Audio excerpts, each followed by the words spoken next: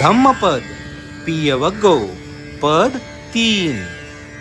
तस्मा पियं न कैराथ पिया पायो हि पापको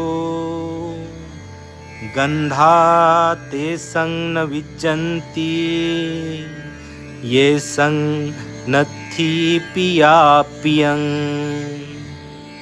म्हणजे म्हणून कशालाही प्रिय असे लेखू नका, कारण प्रिय दूर होणे हे दुःखकारक होते। ज्यांना प्रिय अप्रिय राहिले नाही त्यांना गाठी तसेच बंधने राहत नाहीत।